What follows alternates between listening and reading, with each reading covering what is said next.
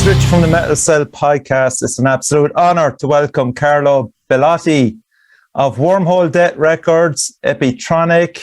Carlo Bellotti Publishing. How are you, man? Hello. Hi, everybody. I'm good. Thanks a lot, man. Thanks for having me. Thanks. Yeah, it's an honor, man, to have you on the show. You've done so much for the metal scene, man, and the community. It's a real buzz. I was looking forward to this all day. And of course, I have my co-host there as well, Evan. Thanks for joining us, Ev. Anytime, buddy. Anytime. Hello, man. How are you getting on? We'll be able to have some good conversations as well, because Evan is currently in a band called Worn Out, and they've just released a brand new EP. They've it on vinyl as well. So it'd be nice to have a good conversation about a lot of the industry that you're involved in, man. Yeah, but I know the band Worn Out. Of course, I know them.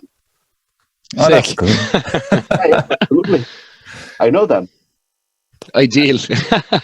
Yeah. So, you have a great relationship, and that's I've got plenty of emails from you for the last 2 years, man. It's been great. You're really active with emails in relation to publicizing bands and promoting them, and it was just absolutely fantastic to see you sign Foreign Wolf and the Risen Dread as well from Ireland to be on your record label. Yeah. I love Ireland, and I love Irish bands, and I love Irish people and everything. So that's great to hear. Yeah, absolutely. I've been to Dublin so many times, and I have to tell you the truth. My partner is Irish as well. No way. Yes, from Dublin. Man, I can see the connection. You're going to have to love Ireland, or you are in trouble. Like. I love Ireland, and Foreign Wolf, and the guys are two amazing bands. I mean, in the end, the Irish metal bands are getting better and better. I get so many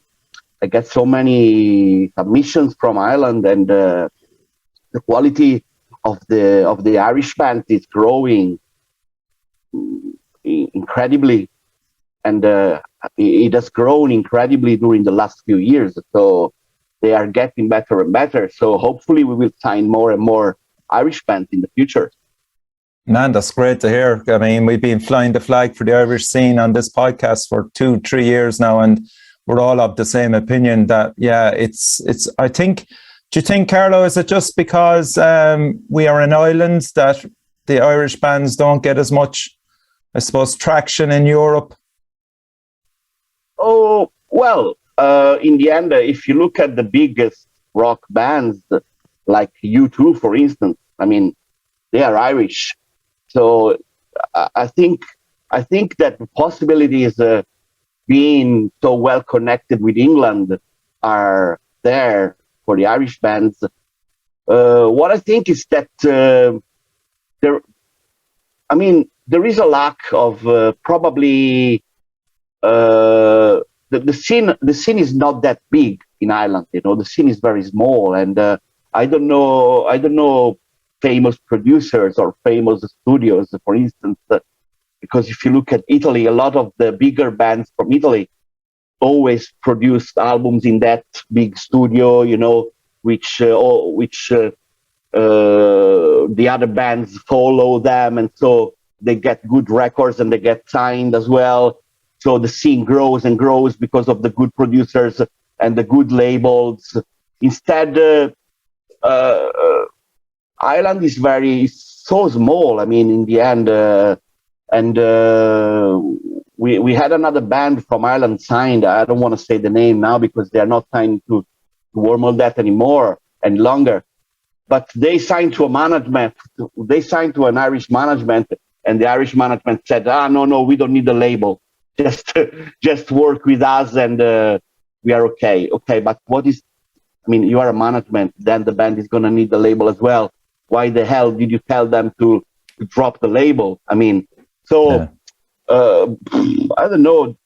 There is a lack of a proper scene, but mostly I think of a proper amount of professionals that can help the band. You know, producers, proper managers, labels, and so on. There is a good amount of webzines and a few radio shows, like you guys, for instance, but it should be more when it comes to professionals, you know? Yeah, I definitely agree with that. I think as well that there's some, I guess you could call them benefits with being such a small island, that like there's a lot of Irish bands, but because it's so small, like the ones that are really good will start rising to the top, you know, like they're forcing themselves up. And when they get to that higher level, you know, there's that self-management thing where there's a lot of DIY things done, because as you're saying, there isn't as much things for us to do here. Like heavy music in general in Ireland is, well, even when we come to grants and stuff by the government, it's so incredibly underfunded. You know, it's like a lot of bands now have gotten to the stage that they just don't bother their arse trying to get funding or anything like that. But in saying that, there's a lot of now like self-managed bands and releasing things themselves, but the quality level, because, you know, there's a standard. Anyone can release something, but I think a lot of bands are, with or without a label, when they're doing it themselves, they're still, for a lot of bands that have kind of passed a certain mark, they're still going to have the best quality everything from videos to recordings to, you know, they know that they have to do that extra bit because Ireland's so small, and that's why you'll see a lot more bands from Ireland going outside of Ireland sooner than you would say like bands in the UK, for example, where they can realistically do a few decent sized tours of the UK every year. But here, there's, you know, you might get 4, maybe 5 days would be like in a row would be kind of the longest you can get, just because there's not many people that would go out on a Tuesday, or you get somewhere like Belfast on a Wednesday, Dublin on a Thursday, Limerick on a Friday, Cork on a Saturday, and that would work. Or, you know, moving it a day ahead if the siege is on. But yeah, I think it's just because we are so small, we're kind of forced to fend for ourselves, which has its benefits, I guess, but it's always great to get more support because not a lot of bands get it, you know. I totally agree with you. The quality of the bands is very good and the music is very good. The problem, as I said before, and as you confirmed, is the lack of professionals that can push those bands to the next level, you know, because there is a lot of very good bands on a very unknown level, you know. And then, as you said, there are some bigger bands that are doing very well, but they are forced to leave Ireland and to sign maybe to an Austrian or German or Italian label because they don't find any label in Ireland. It's the same with booking agents as well. Exactly. Yeah, that's the problem of Ireland, in my opinion. That's my opinion, because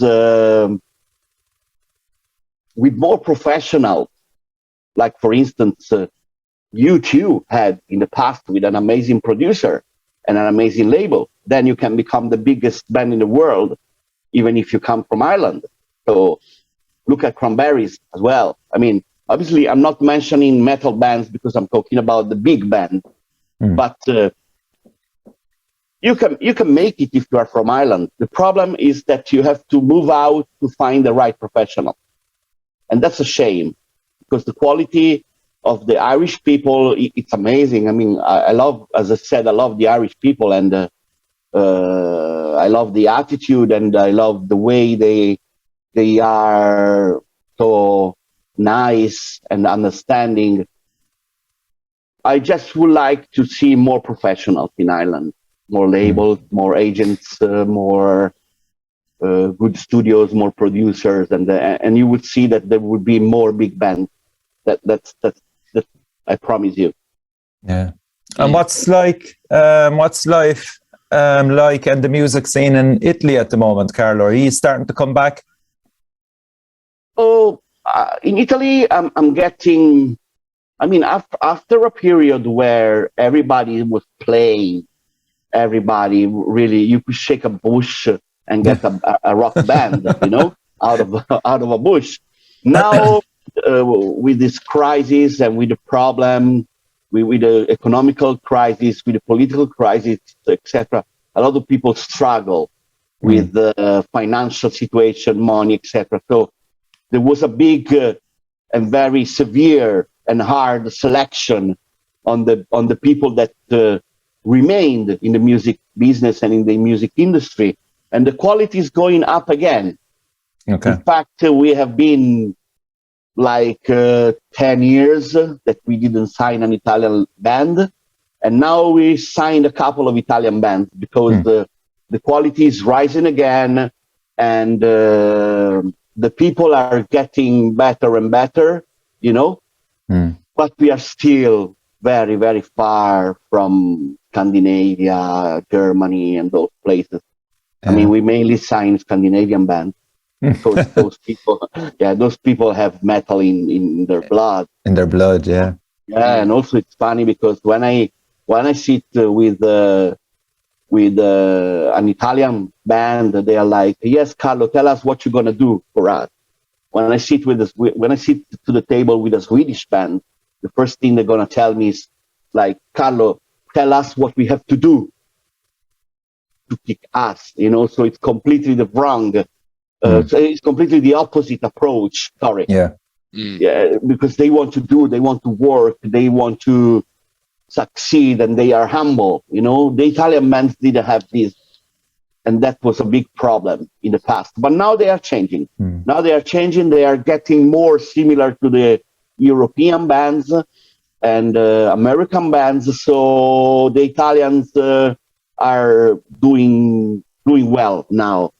But I can't mention any big band. If we only have like Unicoil, we only have Rhapsody of Fire, and I can't recall. Was there what was that Italian rock band that won the Eurovision? Yeah, Maneskin. Maneskin. It's a great band. I really like them, but it's a major production. So that's Sony Music. That's not underground at all. Yeah, because I was over in Rome there in September. I was over there for 4 nights, man. I loved the spot, and there was live music, but the scene, to me, in my opinion, it seemed was just full of indie bands more than metal bands. True. I think a lot of places you really have to look for the metal, though. This is the thing about it. It's quite rare you just be walking through a street, like a main street, and seeing some big, well, I mean, you know what I mean? It's a city, Evan. Like, I mean, for the 4 nights I was over there, man, there was plenty of gigs on. Live music was back, but it was just predominantly indie bands everywhere. Yeah, indie rock is huge in Italy. Yeah, you fill the rooms for sure. Yeah.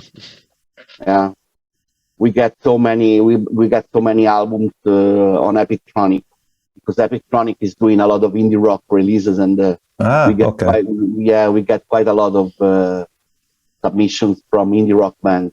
Some are good, some are not, but the average quality on indie rock is quite high, quite good. Yeah. So I mean, at the moment, you've probably come through the most challenging part of I suppose you've been in the business for how long, Carlo? 1990. 1990. Wow. So I mean, would you say that the last few years has been the hardest? Not for us, because we have the agencies. We have the agencies. We press CDs. We press merchandise. We press vinyls. We do videos, etc. So all the bands are not touring right now. So they all came to us to ask us if we could press 1,000 CDs, if we could press vinyls, if we could do videos, etc., etc. So because of these business to client agencies, our company is closing the year with the biggest gross income we ever did. This year we're going to close with €500,000 gross income, which is quite a lot of money for such a small company like we are. Yeah.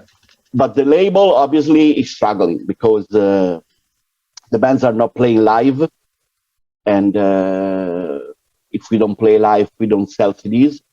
The digital thing, it's big, but it's big in a way that we have a huge catalog. Also because we have the publishing division, so we also have a lot of publishing releases, and that's huge for us, but not for the bands, because the bands unfortunately don't make. I mean, there are some bands that have done 30 million streams, but that's one out of 100. If you know what I mean.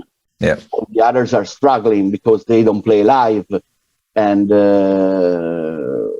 this lack of concerts is obviously damaging very badly and deeply the label activities. Even if we are quite lucky, we are still alive. We are still doing well with the label. But if I had to tell you that I'm making money with the label, I will just lie to you, because we are making money with the agencies right now, and that's basically the way we finance the label as well. Yeah. And when you're, say, if a band is contacting you or you find a band, what is it, as you were saying earlier, where some bands would come being like, what can you offer us? And other bands would come being, what can we do for you? What is it that you expect to do for bands? And at the same time, what are you expecting bands to do for you to keep the relationship healthy? Yeah. Well, to keep the relationship healthy, first of all, they have to tell me everything, because we're gonna work when we sign a contract. It's like we enter a blast storm of work, because there is so much to do whenever we have to release an album, that we don't even have the time to think or to cry sometimes. So it's just all go. Yeah, we just have to go and work and work and work. So on a side, they have to be very effective, accurate, and precise.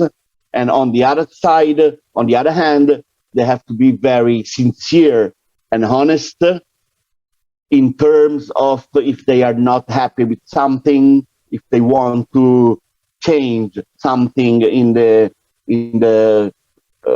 planning, in the approach, in the campaign, in the concept that we want to use to promote the band. And also if they are not happy with things, because I don't want the bands to shut up and then they swallow. We keep going like trains. Accept something they don't actually want. Yeah. Exactly. Mm-hmm. So that's what I expect from the band, to work very hard, to be accurate, to be very precise, be honest as well, in the bad and in the good situation. So being honest, it's something that we provide to the bands, we offer to the bands, and we want from them as well. Okay. Yeah. So again, we'll say a band that has maybe 2 or 3 releases behind them with another label, and they come on to your label, what could you offer them? Like, does it kind of depend solely on distribution for maybe if they want to get into, we'll say, America for their album, or what kind of distribution deals does it depend on the band, or if they're a new band, or if it's an established band, or how do you approach, say, an established band looking to be signed up by E? There is no standard deal. We have to check everything, and we have to see the status of the band. We have to see the previous sales. Yes, okay. I can even spend €500,000 if I want on a band, but I have to see the previous sales that are probably 2 or 3 millions if I have to spend 500,000, if you know what I mean. So Okay. in the end, everything is related to the status of the band. If it's a small band, we can offer a very good deal with the worldwide distribution and the worldwide promotion. What is different is the budget. For instance, I can't pay you the studio budget. For instance, if you're a new band, I don't know how much you sold before. I can't pay you the studio, or I can't pay big advertisement budgets because I'm not sure I'm gonna get it back. Okay. Instead, if I see if a band is so professional to send me, for instance, the previous statements to show me, look, this is what we have done so far. We couldn't even act as a bank. I could go to my publishers and ask for a couple of millions if I want, but it has to be worth it, obviously. So, as we say in the business, numbers have to match. Okay. So the numbers have to match in every situation. So if you are status 10, we're gonna offer 10. Probably 15, but we cannot offer 100, if you know what I mean. So, but the basic, the basic deal, which is not really basic compared to what the others offer, it's very good because you get the album distributed worldwide. In every bloody country, we have a distributor, and we press the physical copies that a lot of labels have just abandoned and left behind. Are you focusing a lot on vinyl? Because I know a lot of places, labels are kind of limiting the amount of CDs because they're just not where they were. Whereas vinyl, although it is more expensive, that seems to be where people are focusing more on. And in saying that, would you agree to print one band's vinyl but not another because of what you were saying, as in, if they maybe a status of a band or previous sales? Is it because obviously printing vinyls is much more of a risk than printing CDs just from price wise? As a label, we are more specializing into CDs, to be honest. We are not really specializing into special editions with colored vinyls and box sets and so on, because we prefer to print bigger amounts of copies and send them out for promotion instead of spending a lot of money to have a batch of jewels, if you know what I mean. So I'd rather have 3,000 pieces of plastic if this is going to help the promotion instead of having 500 jewels that I can sell for €25. Also, the vinyl is growing when it comes to the pressing plants and when it comes to the pressing numbers, but I'm not really sure that it's growing when it comes to the sales, because the vinyl is a format that now is bought by die-hard fans of the bands. So if you are a big band, then you're going to sell a lot of vinyls, of course. But if you are a small band, I'm really not sure you're going to sell a lot of vinyl, to be honest. It's probably much better if you have a lot of CDs out, distributed and for promotion, also because the radios love to get the physical copies, the radios, the magazines, and so on. So I'd rather have 3,000 pieces of plastic than 500 pieces of vinyl, if you know what I mean. How much did you get printed, Ed? Are you able to tell us a bit more now? We got 100, and we have very little left. Seeing and where was it? The gig we had on Saturday was actually the first show that we actually had them.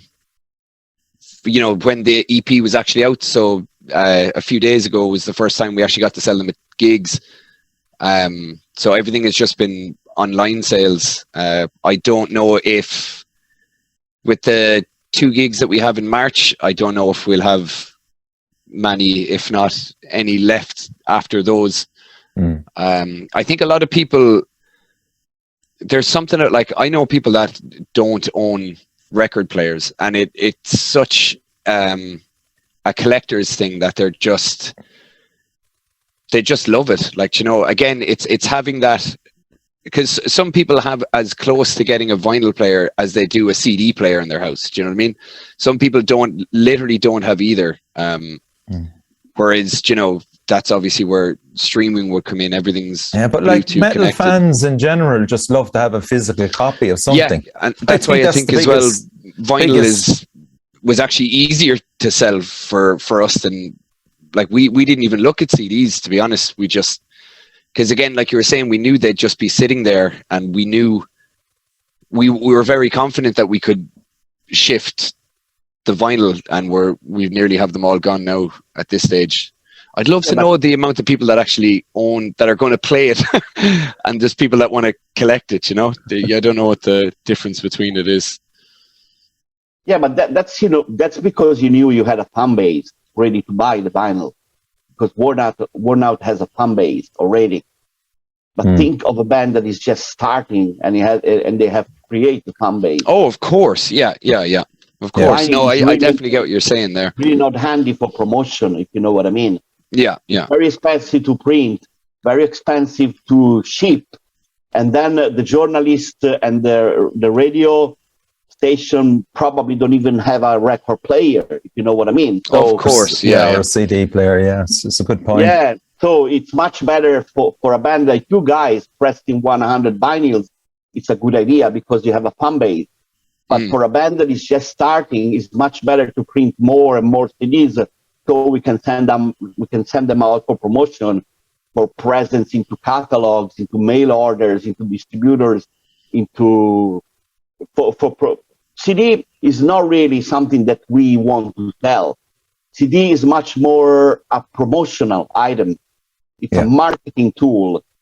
So that's why we still press CDs. And we press quite a lot of CDs for every release, because of what I said.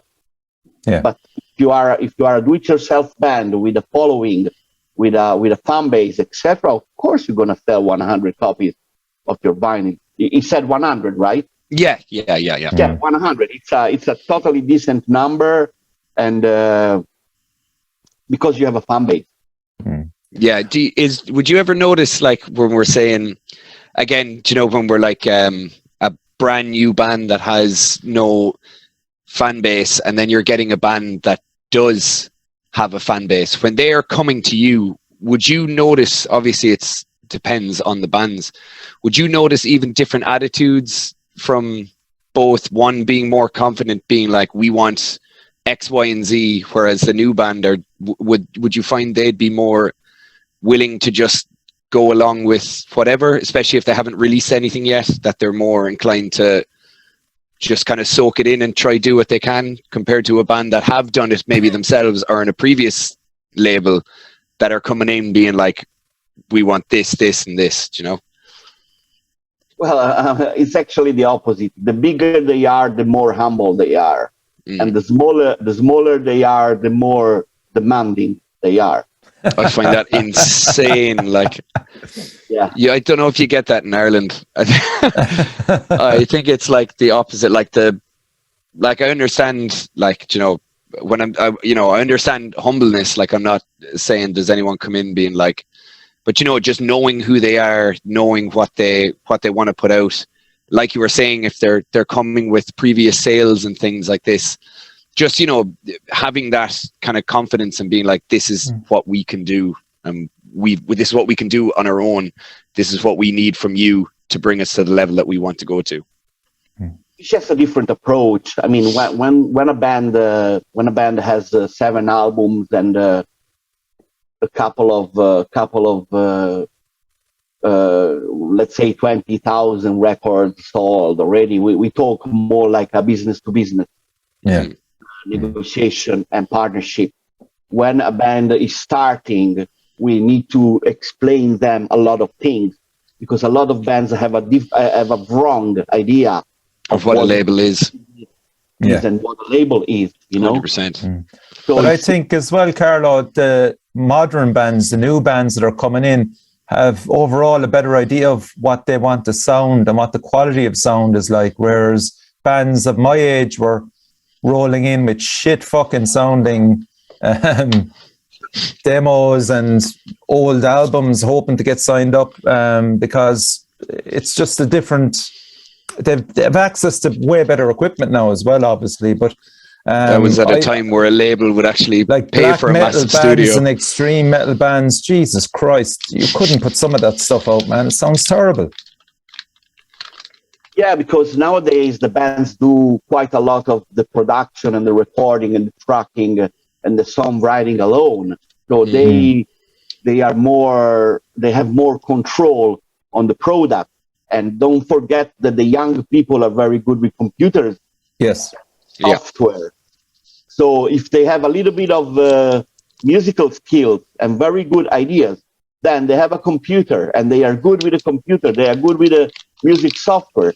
They can really go in a studio and just mix the album and have a proper product, you know?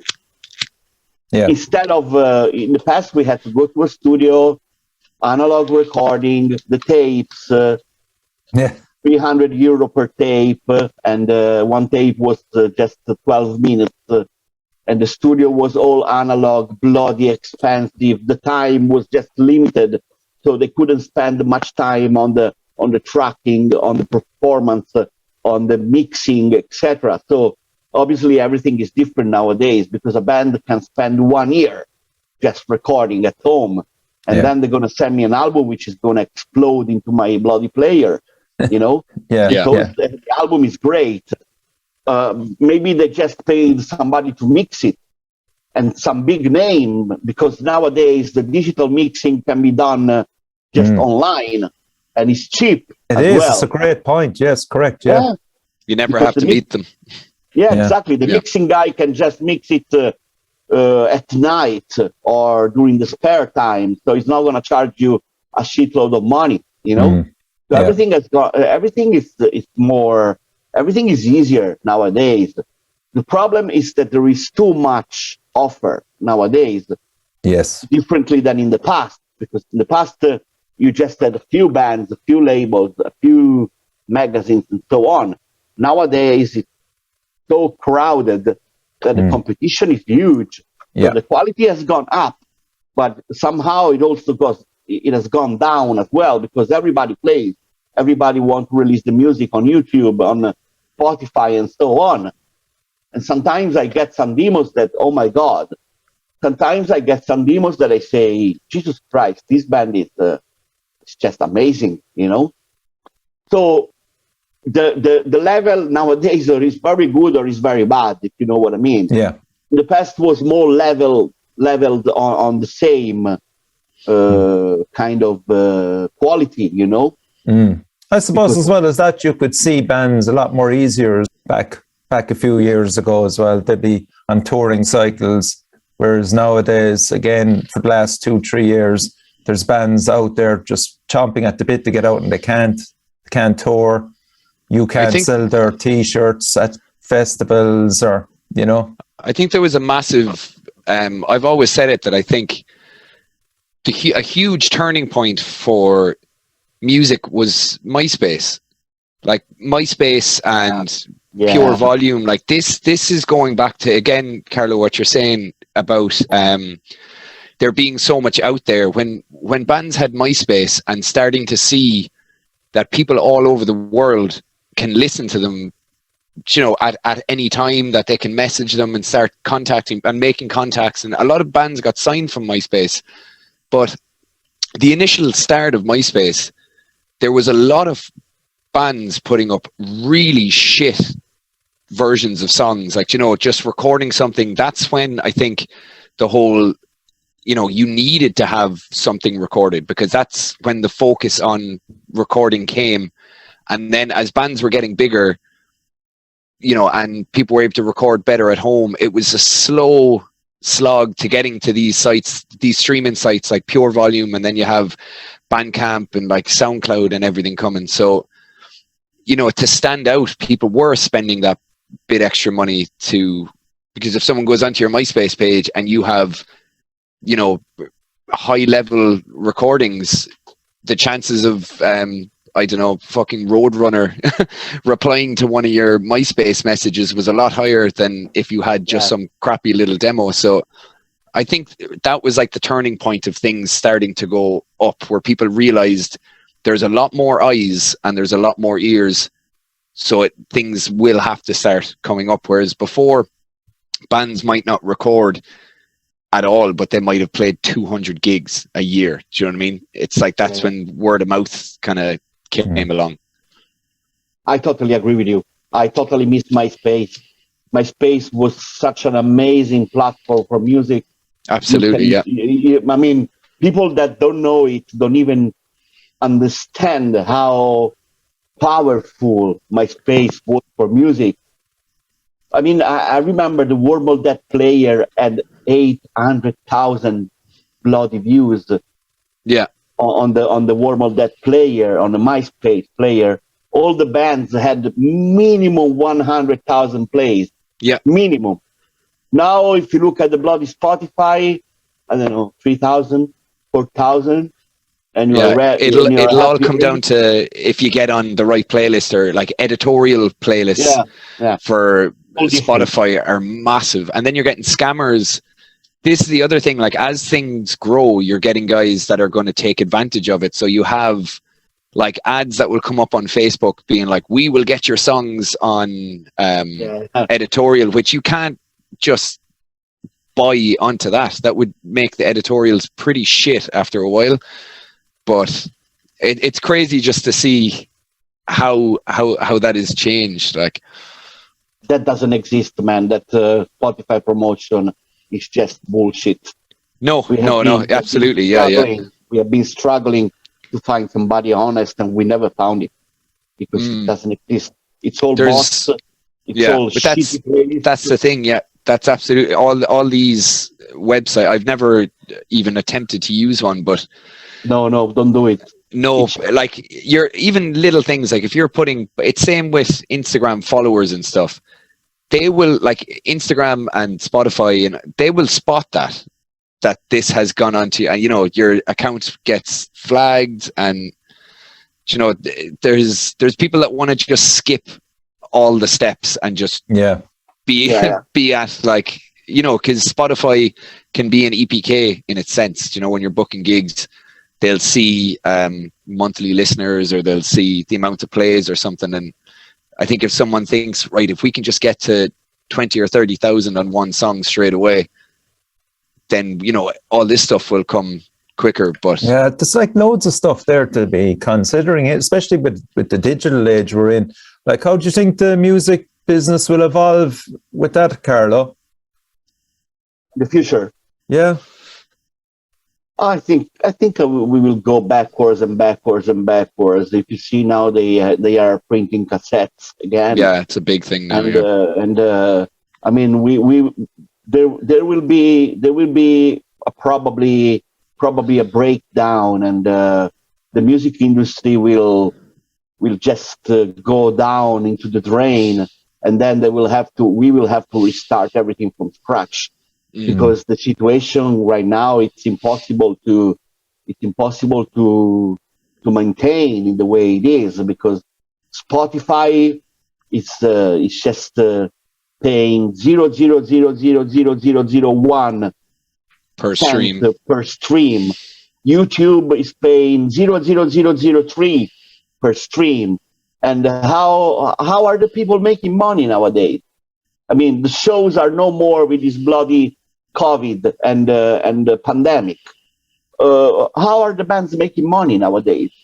Well, this is why you're seeing a lot of bands over the pandemic. The last 2 years, there was a handful of bands, bigger ones, you know, that would have just kind of packed it in. And some of them, like for example, God Complex in the UK, it was like sometime in 2020 they announced, like, look, we're done. We can't do this. And I think they're like, we will do one final going away gig, and that's coming up in February, like in this month. Do you know, like it took 2 years to do our final gig, you know? Yeah. nobody will be able to do it in a professional way any longer, because there are no ways to make money nowadays for music.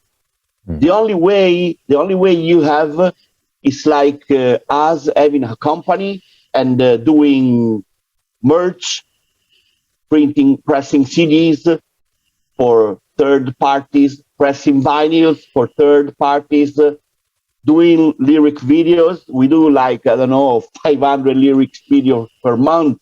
Oh, We have 7 guys working. We do 70, 80,000 CDs per year, and we do probably the same amount on LPs. So there is a huge business behind the music industry, but it's just service. It's no more product, if you know what I mean. yeah. Because the bands are not able to sell merch, to sell CDs, to sell vinyls.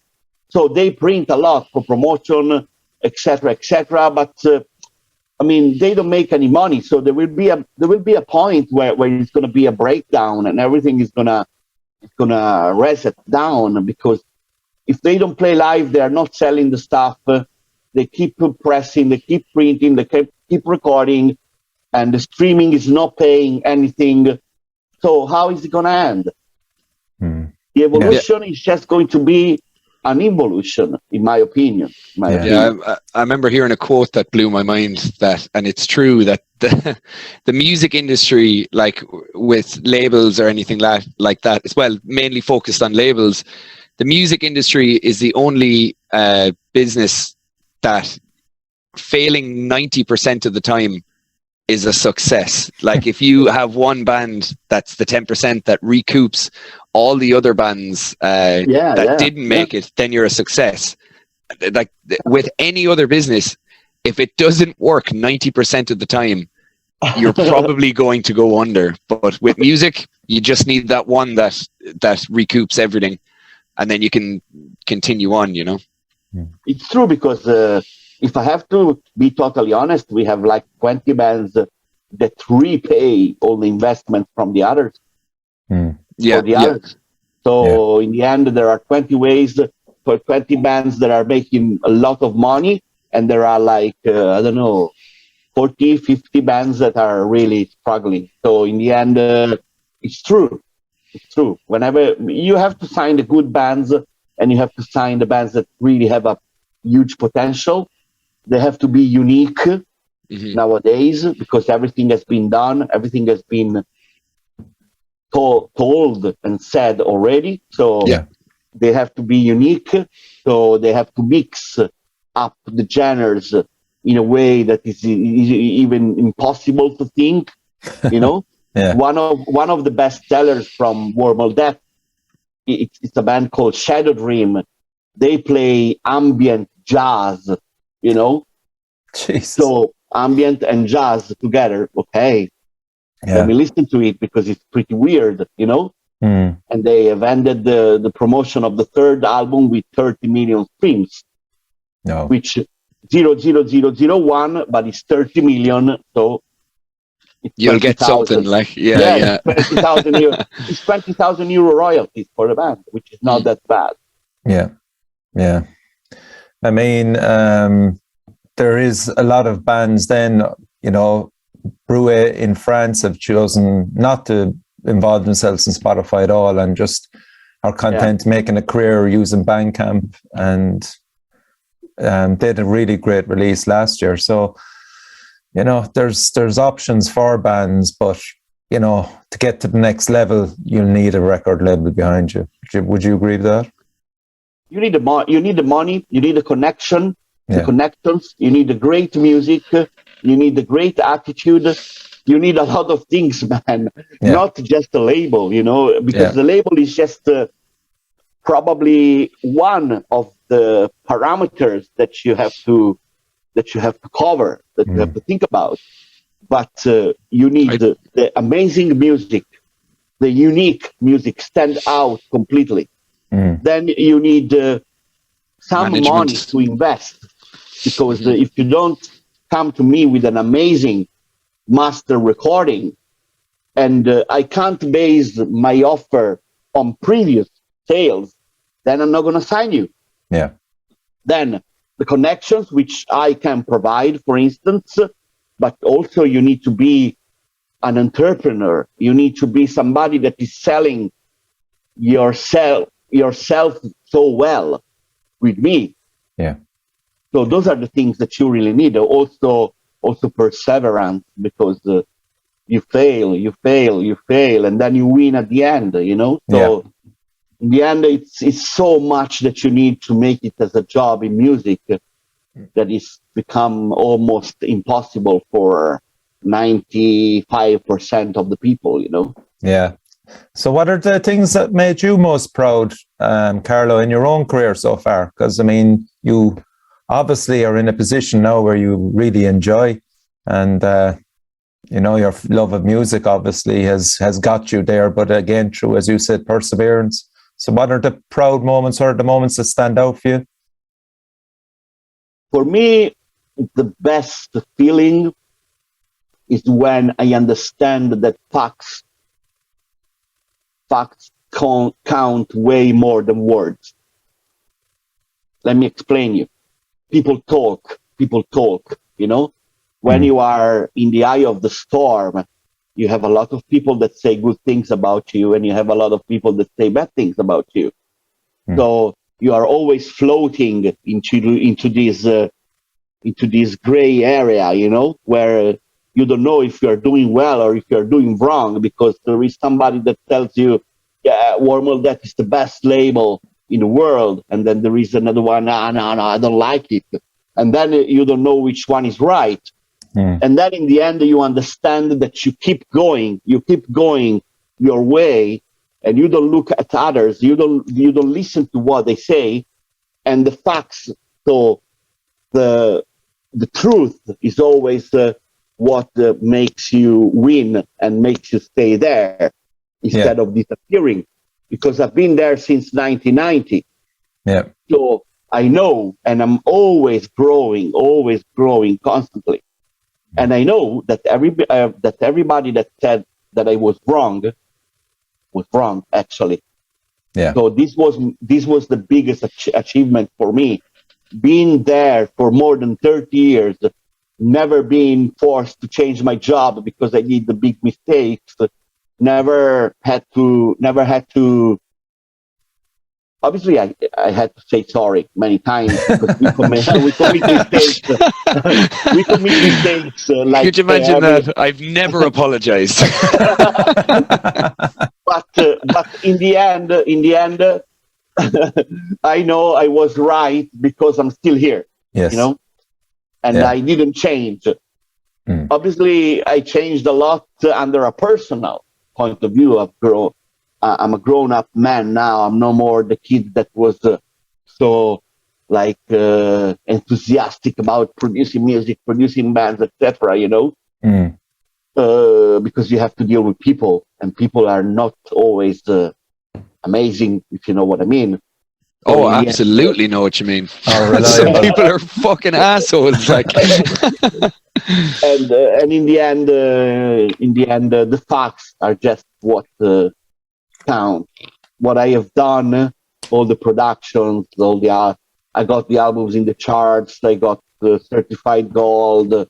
I got so many tours for my bands with big bands and so on that I could not. I don't want to sound like an inflated balloon, so I'm not going to list everything I've done.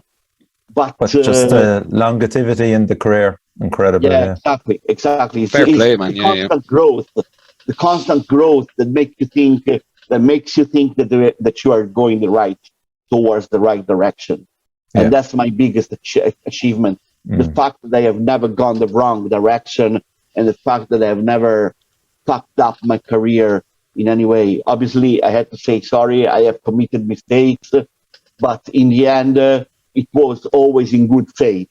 Yeah. So we fix it with people that understand, the people understanding, etc. And so also, what projects now are you excited about that are coming up for Wormhole Debt, and maybe your publishing company or Epictronic? Well, right now I mean, we have spent those 2 years working so hard with the agencies, and we made quite a lot of very, very good funds that we can invest. So the funny thing is going to be investing those money in the future and creating new projects, working with the right people and trying to push them in a moment where nobody's pushing, investing in a moment that nobody's investing, and try to go against the stream, if you know what I mean, and trying to become somehow pioneer again of somehow a concept, a label concept, somehow a music production style. Also because I spend some times in the studio with the bands as well when I can. Yeah. So I give them a lot of advice. I give a lot of, and sometimes we create things that are just insane. I remember when we created the opera core thing. I mean, there was this band called Chrysalis. They played, the singer is a proper singer, opera core singer. Opera core is a proper opera singer. And we decided to tune the guitars down, to use this triggering on drums, make them plastic, then make them sound like a deathcore album with these extreme opera lyrics. And when I listened to it, I said, this is fucking opera core. And the guys asked me, Carlo, what is opera core? And I said, I don't know, I just invented it. and now it's a fucking music genre. The bands send me the music and say, Carlo, we want to sign on your opera core division because we play opera core, check it out. And they sound like my opera core bands, because in the end we started with one, Chrysalis, and then we signed another one, and then we signed another one, and then another one, and now it's a fucking music genre. And I get submissions from bands that tell me, Carlo, this is opera core, can you please check it out and see if it's good for the Wormhole Death opera core division. Jesus Christ, that's bizarre. And now the first singer in the opera core thing, Chiara, she's the singer of Therion right now. So okay, cool. I mean, in the end, she did. They made 800,000 views on the video, and everybody was like, "This is shit. This is amazing. This is the best thing I heard. This is the most shitty album I heard." Because the secret is 0 or 10. If it's 5 plus, 6 minus, it's just average. Yeah. You need to touch the people so deeply that they hate you or love you. You know? Yeah. And that band was, I mean, that's one of the things I've done in my life, but I've done so many like this because I'm fucking insane when it comes to creativity and marketing and music, you know? So in the end, this was another achievement for me. Invented a new genre that, because the bands were all playing the same way, with this heavy metal, with the nuclear blast heavy metal style, with the opera singer, and they sounded all the same. And I said, why don't we tune the guitars down like a fucking gent band? Why don't we trigger the drums into plastic deathcore stuff? Jesus. Why don't we make the bass like a fucking earthquake?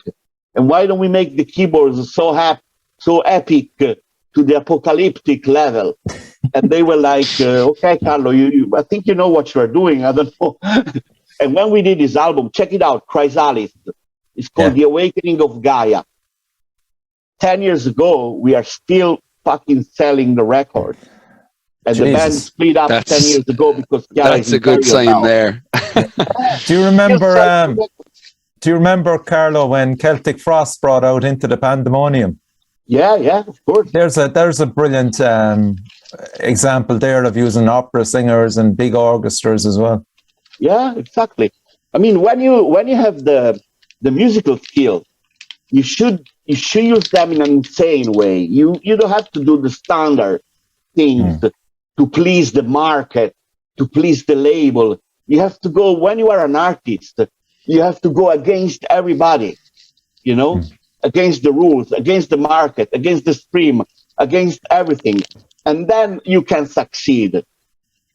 Otherwise, if you please the market, if you please the label, etc., it's not gonna fucking work. Yeah. I think what a you're lot of saying bands is, fall into that trap. You're spot on, yeah. So what you're saying is, if a band's working with you, not to please you at all and just make life extremely hard for you. Well, I have enough experience to understand if they are doing well or if they are doing crap, you know? So if they don't please me, but they are doing something amazing, I'm like, okay, let's try because this is insane. If it's insane in a bad way, I have to tell them and say, look, guys, this is just crap, you know? Yeah. So, I mean, you're giving us some fantastic insights into, if you're a new band watching this, is there any other things there, Carlo, you want to impart your wisdom to new bands who may be watching this? as I said, you have to create something unique. You have to create something unique, and you have to go against everybody and everything. It's a war. When I started playing, I was a kid in 1992, and I was in a black metal band, the first Italian black metal band after Mortuary Drape. There was Necromas, and for me it was just fucking punk, you know. It was a war against society, against the rules, and this thing returns all the time with Sex Pistols, with the Beatles, with Rolling Stones, etc., Meshuggah. I could tell you so many extreme bands that have gone against everything, you know, and that's what you have to do. That's what you have to do. When you do that, you will see that you're not gonna even look for a label; they will look for you. You know. Yeah. So in the end, and you don't even have to look for the money, because you will find the money if you do something unique and amazing. Yeah. That's my suggestion. Yeah. Also, be humble. Be totally humble. When a professional is giving you the opportunity, don't go there like an inflated balloon, because it's not going to work. When a professional is giving you the opportunity, trust me, it's the opportunity. Because the professionals don't waste time with crap, you know? Or guys fucking turning up drunk, or, you know. Yeah, also, yeah. Things. Unfortunately, yeah, there are those kind of things in music, because musicians are people, you know. Yeah. They drink, they get drunk, they destroy the hotel room and such things, you know, and that's rock and roll times are fucking dead, man. No one wants to be putting up with that fucking shit as well, like. No, you need to be an entrepreneur right now, and you need to do something unique, which is a product, a unique product, and be able to sell it the best possible way. And that's how it works nowadays. Yeah. If you want to be strong. So, Carlo, listen, thanks for coming on the show, and I'm hoping that many of the listeners here will check out Wormhole Debt Records, and it's great to forge a relationship with you as well, and hopefully you might check out some more Irish bands that will be releasing albums actually this year and next year, be it EPs or singles as well, and it's good to have you on the show, man. Guys, I really like you and I respect you. So whenever you have I like you too, man. I respect you too. Thanks a lot. It's a mutual thing. No, what I wanted to say is, whenever you see a good band and you see that this band should be taken in consideration. I mean, I'm talking about Irish bands, but I'm talking about even any other band. I will always take it in consideration because it's coming from you. So just send them over, and who knows? Yeah. Exactly, man. That's great to hear. So again, absolutely. Carlo, thanks a million. Support your local metal scene, crucially. Thanks, Evan, as well. No problem, bud.